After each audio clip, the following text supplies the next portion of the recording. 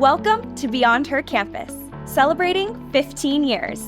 I'm Julianne Scriven, the Community Director at Her Campus, and we're excited to bring you this inspiring episode of our limited series podcast celebrating 15 years of Her Campus. In this series, we catch up with some of our most successful alumni, from news anchors and content creators to authors and mental health advocates. These women have incredible stories to share. Get ready for an insightful conversation filled with inspiration and advice. Let's jump in. Kim, thank you so much for joining us today on Beyond Her Campus, celebrating 15 years. I am so excited to dive into our conversation today, as so much of your work is rooted in community and empowering young women, really aligned with the Her Campus mission, but in a completely different space. Happy to be here. Thank you so much for having me. I'm so excited to be celebrating the ways in which Her Campus has contributed to my journey and to have this conversation.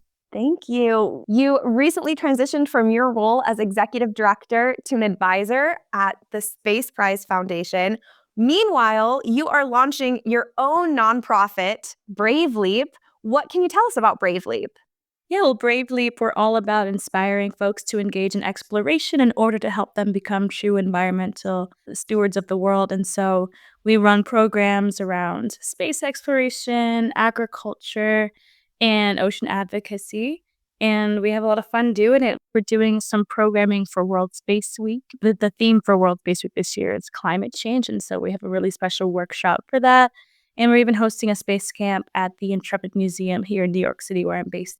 Wow. So you have been extreme go through this transition. What inspired you to take the leap from working in and with Space Prize over to building your own nonprofit?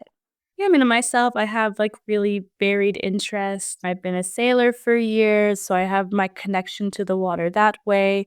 I think that space has deep, profound connections to a number of industries that impact countless aspects of our daily life. And so I was really inspired to take advantage of my connections to this really unique, exciting field and leverage that to showcase the other ways by which space can touch exciting industries. Like, for instance, I've always spoken quite deeply about space connecting to agriculture and how GIS is utilized in order to support farmers who are operating at large scales and such. So now getting into the world of agriculture has been really exciting for me because of that.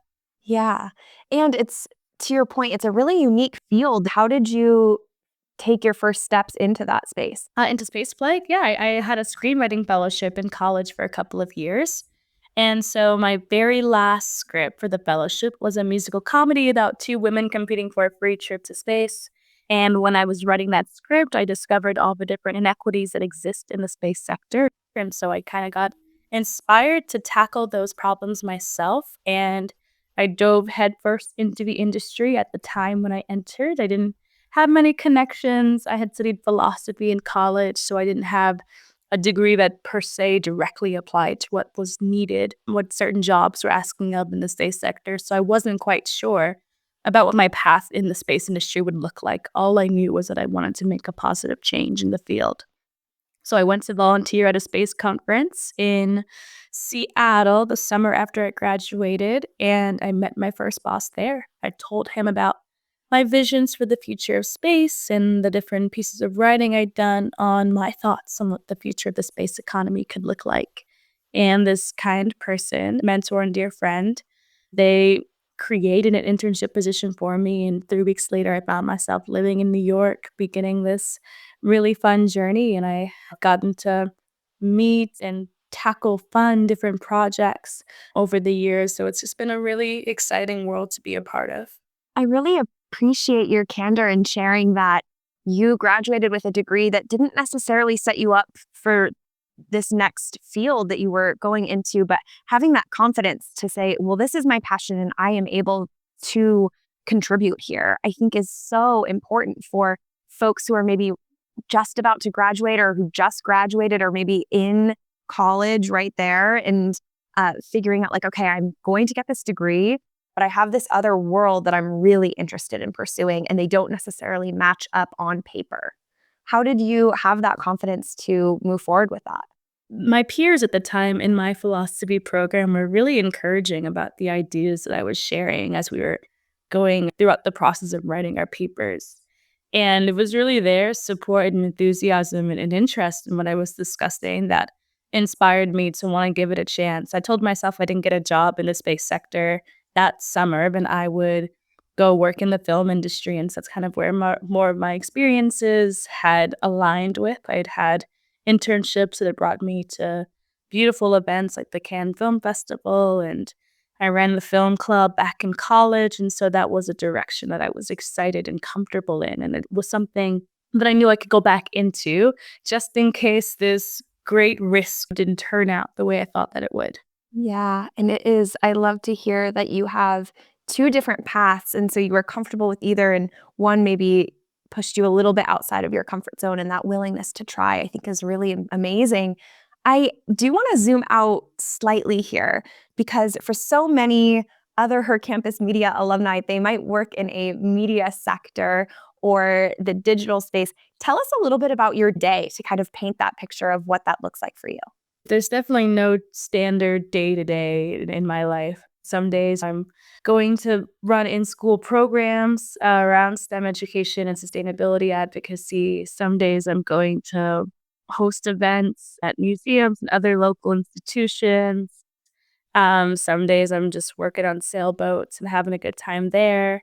Other times I'm representing with different organizations that I support, like tonight, where I'll be going to represent the USDA Sustainable Agriculture Program at a local event here in New York City. So there's definitely no standard day. A lot of it does involve though communications and branding the organizations that I work well with and speaking well on their behalf and networking and things like that. It's a lot of talking, and people skills are very important when it comes to navigating a lot of these elements, especially because I don't have a true direct science role. I'm more into science communication. So I'm always finding ways by which I can translate the brilliant insights I'm hearing from scientists into things that are understandable, especially for getting kids and younger folks initially intrigued into these different fields. I love that I get to help plant a seed essentially through the work that I do. When they're ready, if they want to dive deeper, I have the resources and connections to help them figure out their own path for themselves. Yeah, you're wearing so many different hats, and it sounds like your Monday could look totally different from your Tuesday, from your Wednesday. How do you balance working at Space Prize Foundation with launching a nonprofit? How do you strike that balance?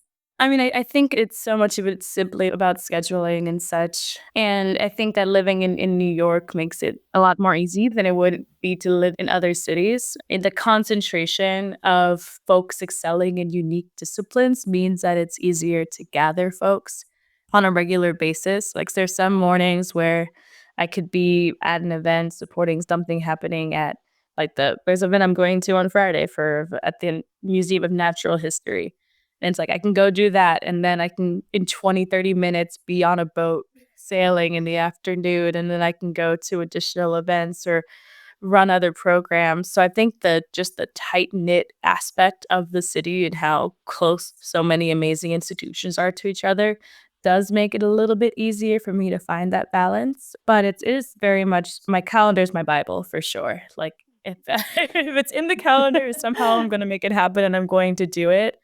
Well, yeah, staying organized. And it can be tiring, but I think because everything that I'm engaged in is exciting, I don't face as much burnout. I find that I tend to face more burnout when I'm caught up running around like crazy and I'm doing things that don't fill my tank. So I'm really, really grateful that I'm at a place right now where I do kind of run around a lot, but it's all things that bring me a lot of joy and nourish me and that leave me feeling satisfied in the impact that I'm having on those around me and the communities that I get to support and touch. Yeah, it's almost a anti-burnout method of making sure that what you're doing is, to quote you, filling your tank so that way you're not running up against that. I am curious what if you have one or two calendar organization hacks that you would swear by for folks who are also trying to balance something they are so passionate with a role that they are expected to perform at? I think it's really nice. From the way my brain works, I have to have like the physical calendar and the digital calendar. My digital calendar is full of obligations, and the written calendar, I put more like high level things in there. And I feel like it just gives me a better sense of like how I can go about prioritizing myself and my time. Because I feel like it gets really tricky when you look at your calendar and you're like, I have 10 meetings today. And which one's more important, and how do I navigate prep for each of these activities alongside my other upcoming obligations? And I think having my written calendar in addition to that, where I can really outline and think about the significance of each event that I'm engaging in and how I can tailor my engagement and my energy levels to support each of these varying engagements, the written calendar makes that part of my life a lot easier.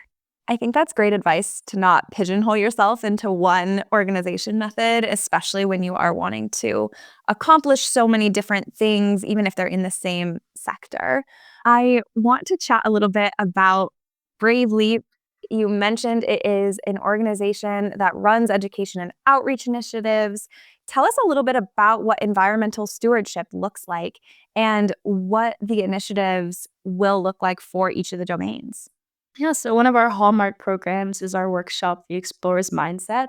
And that's really a primer to get folks excited about what it means to explore the world around them. I think a lot of people don't take advantage of the fact that there's so many wonderful resources that help them to connect to our planet. I mean, especially in places like New York, I support a lot of different organizations like the free kayaking programs in town and different clean harbor cleanup programs and initiatives. And there's so many people who want to get engaged in this stuff, but they just don't know exactly where to find it and how all of that can go down. And so we kind of give folks a primer on the mindset that they need to have in order to engage in this kind of work effectively. But then we also give them the resources that they need to just start getting themselves out there. And so there are options that go deeper into that, but that's one of the hallmark programs that we have. And then other programs that we run are really through partnerships with other organizations. For instance, the space camp that we're running, that's in partnership with an organization called the Starlight Education Foundation. And so they run international camps all over the world. I think they just had a camp in Malaysia last month. And so this is one of their first camps that they're running in New York City. And so they were looking to partner with someone who can give them access to a group of students who would really benefit from this kind of support.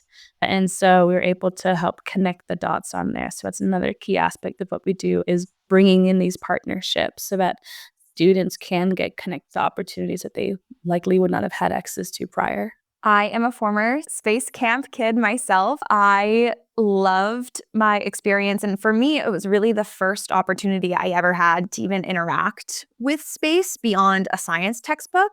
So I am so enthralled with it. When did you first have your passion for space? Yeah, my initial love for space began kind of as I was entering the industry. The whole reason I wrote the script that I mentioned earlier, I wrote this musical comedy about two women competing for a free trip to space. That's kind of what got me into the sector.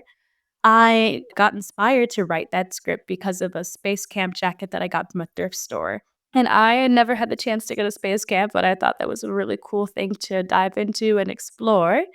And once I wrote that script, I mean, I really decided to get into the space industry more so because space impacts countless aspects of our daily life. And I was learning that the industry's workforce does not look representative of the globe's population. And there's so many large industries that have a similar level of impact on the world as the space sector. Our modern world really would not function well without satellites and other space-based assets. But there aren't as many industries that have that level of impact, but are accessible and still growing and young, and have the ability or the openness for folks who have a passion and a vision to make significant changes and make significant contributions to what the foundation of an industry like this looks like. So that's really what got me excited was all the possibilities that I saw in space. And I thought, well, let me dive into it. And I think as I dove further into the space sector, I found more love for space science just by being around so many brilliant people who really know their stuff. But I wasn't a true space cadet, but now I love my astronaut friends. I mean, I got to sing with astronauts earlier this year and do cold plunges with astronauts. Like, I spent a good amount of time with folks who have been to space. And when I went to my first rocket launch, like 3 years ago, I went to a rocket launch that Blue Origin had invited me out to. I used to be the chair of an organization called the Space Frontier Foundation, and we received a sizable grant from Blue Origin during my tenure there. And they invited me and a few of the other grant recipients out to come watch a rocket launch. And I never craved or had a big desire to watch a rocket launch. But when I went and I saw it, I felt so humbled and so small watching that thing go up and feeling that sonic boom. Like, it's a very formative experience, getting to experience something so awe-inspiring alongside. I mean, there were other astronauts there, scientists, other space folks who were in this small crowd who were allowed to be as close as we were to this specific rocket launch.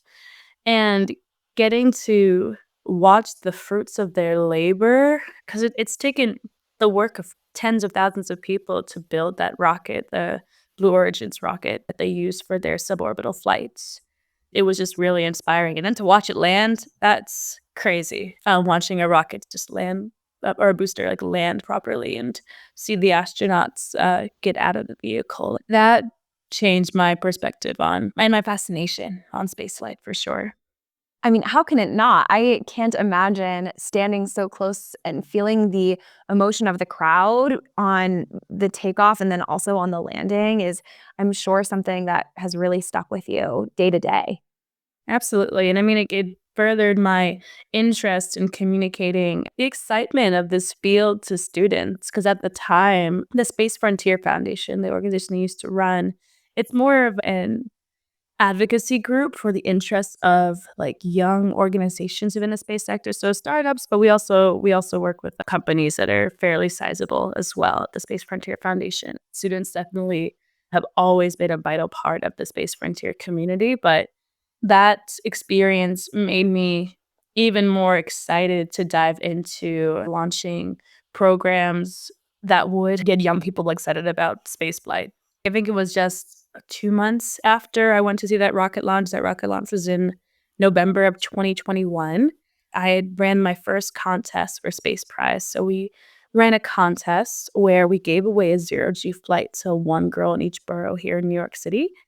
And that was at first gonna be our only focus, was just giving out that one zero-G flight, but we ended up adding in opportunities for the girls to get a year of mentorship. We sent some of them to space camp in Huntsville, Alabama. We did, like, field trips in the city with them. We got all of our finalists up on a billboard in Times Square for a week. Like, we gave the girls a pretty awesome, well-rounded experience, and the closing component of that program was a private roundtable session with the US ambassador to the UN.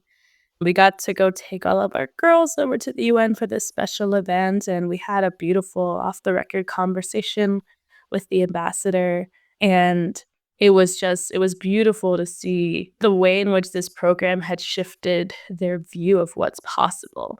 I remember I got to join the girls for the zero-G flight, and, like, watching their faces light up as they started floating it was the most fulfilling experience, and I'm still so, so very grateful for it, and for the other programs we've gotten to run, but that first one was really special. Yeah, and what a transformative experience for them, too. I mean, even just the experience of seeing your face in Times Square, meeting and having a conversation with an ambassador at that level, and the zero gravity, I think, is something where so many of us just have never experienced it. So to get that opportunity. I am curious, how are younger generations getting engaged with space, agriculture, and sea? Yeah, I mean, it's all different. And so spaceflight, right, actually we have helping out with the NASA Space Apps Hackathon, which happens every year in cities all across the country and the world, really. That's happening also in October. October is a very space-heavy month. That's when World Space Week is. So folks are getting involved in that way. There's so many amazing competitions that encourage teamwork, that give students access to research and access to engage of scientists who are great resources for inspiration. Right now, I'm seeing a lot of just contests that have been trying to give students access, but there's also plenty of education resources that are online for students who engage in space flight. And a lot of the local museums or planetariums and such have so many amazing programs that serve as wonderful primers for students. And almost every city I could think of has some form of like an astronomy group. There's a few of them in New York that do a great job at educating and informing students on what's happening above out there in the sky. So there's a lot of interesting opportunities available when it comes to space, especially digital opportunities. And that's continuing to grow. A campaign was launched earlier this year called Space for All. And that campaign is specifically around getting folks K through 12 excited about space flight. It's being built out by a consortium of the top space companies from around the country, as well as public entities and agencies. And they've had some really cool programs take place so far. They've started to do a great job at integrating pop culture into the world of space. So that's been really fun to watch that transition because that wasn't happening as much when I first joined the space sector. That's exciting to see. I'm sure some amazing new initiatives will come out as a result of that new campaign. And then when it comes to connecting with the water, there's this concept called blue mind theory. And it's all about the therapeutic benefits of being in, near, under, or around water. And there's some amazing organizations that are being very intentional about leveraging connecting with the water to benefit their local communities. There's so many free kayaking programs all around New York. And actually, one of the big things that we're doing for Brave Leap is starting to consolidate this information. And we'll be having on our website very soon a few different databases for folks to get connected to organizations in each of these domains. Because that was the first question I get when I meet people is, well, how do I get involved in these worlds? And thankfully, there are so many different ways by which you can get connected and you can find something that suits your specific area of interest. I mean, even with the agriculture work, there's so many wonderful urban farms that have great youth education programs out there, apprenticeships even, and so many opportunities to get directly engaged and volunteer and all of that.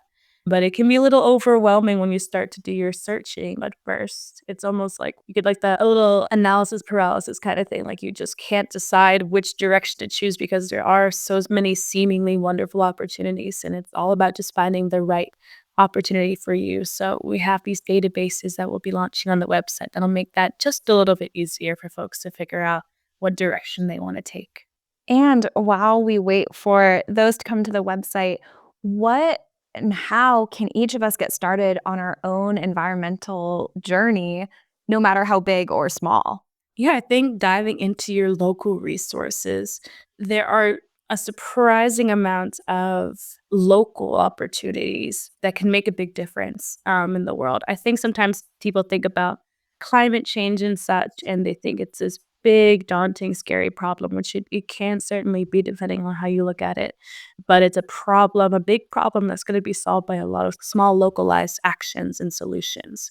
And so I think focusing on the needs of your specific community. What issues are plaguing your waterways?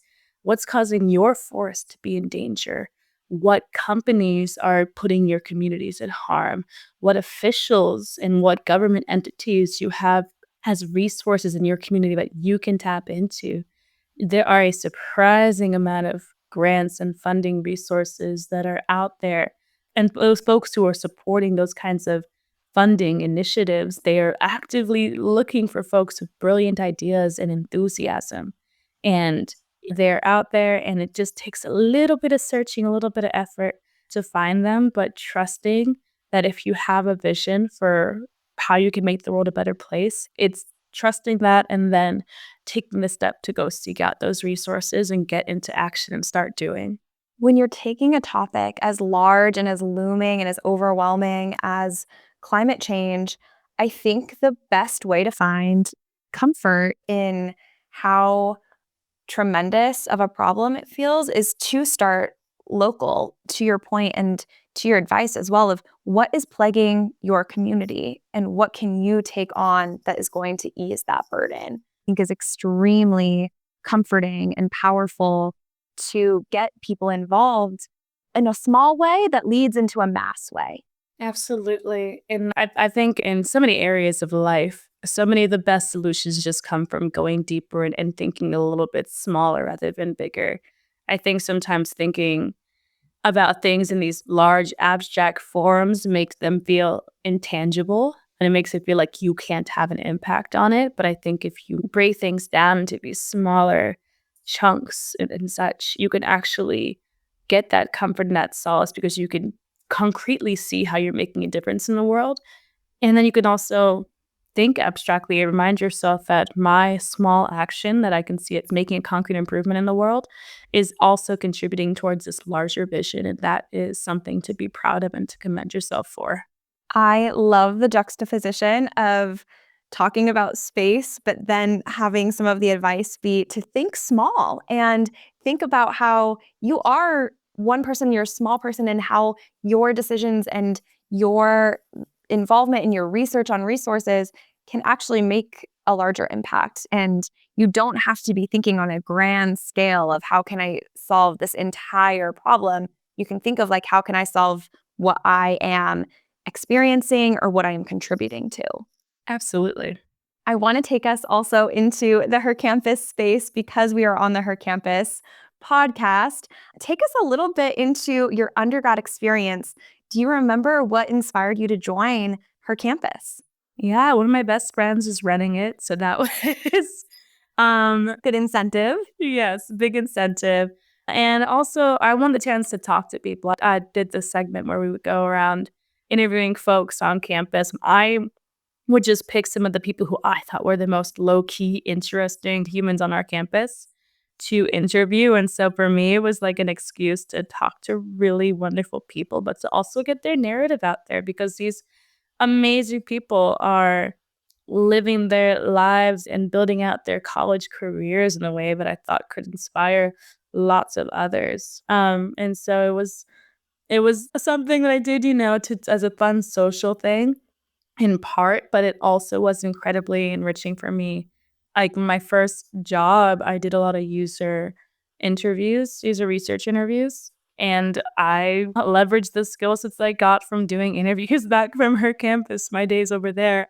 So what I got from that experience definitely translated to real world experiences I had later on. But also the people that I interviewed, like, I still talk to them, we're still friends. It gave me an excuse to talk to people who I would see on Instagram or somewhere online and thought they were really cool, and I got to have a beautiful, deep conversation with them and then later stay in touch. So, it was a win in so many ways being involved in her campus. Her Campus can really be a launching pad for career, but it can also totally build up a skill set like interviewing and like forming that connection. And you mentioned at the top of our conversation how so much of what you're doing is communication based and being able to transfer an idea into a product and getting people on board and excited about that too. Yeah, it's all interconnected. I mean, the things that I did back in college that felt small and just felt like, "Oh, like, these are just little tasks or whatever," they ended up giving me wonderful skill sets that I was able to leverage later on down the road, so I'm grateful for every little task I was given to support all of the organizations that I got connected to in college, especially her campus. Her Campus is at its core a mission driven company. And so many of the organizations you have worked for are also mission based. How does that impact how you approached Her Campus and now how you approach new companies that are also so mission based? Oh, it's everything for me. I mean, even I chose my college because it was, like, the number 1 school for community service when I applied. That was a Wow. big yeah, that's very important to me, and I mean, I did a gap year too between high school and college. I lived in Bolivia working in a children's home there, and so it's been a part of everything I've done is being of service to others. Even back in high school, I formed this club called Student to Student with one of my best friends, and it was focused on integrating a couple different communities in our school, those who came from the special education department with the broader student body. And we held the first homecoming dance that brought those two communities together for our whole county. I think it's just, I can't imagine living life another way without having people and the support of people being involved directly in my work.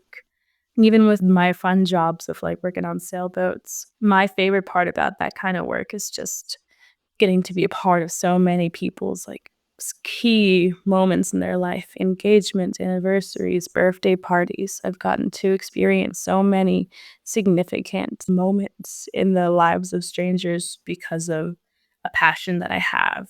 Yeah, it sounds like community work is truly your North Star and something that I think does not go unnoticed with the amount that you're putting out for younger generations. And then, of course, with your new foundation, Brave Leap. Before we wrap up, I want to ask 3 rapid fire questions for you. We are asking everyone who's joining the pod these. They are so fun. My first question for you, Kim, is what would you tell your 21-year-old self? What would I tell her? I would tell her to trust the process. I think there's so much fear and anxiety that comes when you're getting ready to enter the real world. And I thankfully took a lot of risk, a lot of brave leaps early in my career that got me some really unique opportunities. But I feel like I could have even been more, I could have felt more comfortable back then with those risks. I would definitely say trust the process. It's so vital because my career has, there's no way I could have predicted all the things I've gotten to do over the years. It's been an insane adventure from beginning to end. And I'm so grateful that younger me was willing to take those chances. I just wish she got to savor some of the moments so that she had more. And I think I would have savored all of the crazy, beautiful experience I've got to have if I just had leaned into the notion of trusting the process more. That's beautiful advice for anybody really at any point in their career as well. My next question is, what is something you are looking forward to? Ooh, something I'm looking forward to. Looking forward to getting my captain's license. I feel like it's so important, aside from the fun other work accomplishments that I get to have fairly frequently. I think it's so important to always have something on the side that you're pursuing that gives your brain a good challenge and that you can take pride in. And for me, that's been sailing. And I'm getting closer to getting my captain's license. And that's also especially exciting knowing the representation of women and people of color in the maritime world. Only 2% of the globe's maritime workforce is women. It just feels really lovely that I have that avenue to engage in. And who knows, when I'm like 50 or something, I'll be like, what I do full time. But it's for now, I'm just excited to have that under my belt very soon. Congratulations. That is so exciting and so important. And I think that it is so valuable to have an outlet as well, like sailing. My final question for you is, can you tell listeners where they can find you and keep up with the incredible work that you're doing? Yeah, y'all can find me online at galactic_Kim. And you can see me posting about all the different space, land, and sea things that I do over there. Kim, we loved having you on the podcast to share your extremely unique Her Campus journey to the stars and beyond, and we cannot wait to keep up with you. Thank you so much for having me. This was lovely. And happy 15th anniversary, Her Campus. That wraps up another episode of Beyond Her Campus, celebrating 15 years. We hope you enjoyed today's conversation. If you loved this episode, be sure to subscribe on your favorite podcast platform. And don't forget to leave a review. We'll be back in 2 weeks with more incredible stories from our amazing alums. Until then, HCXO.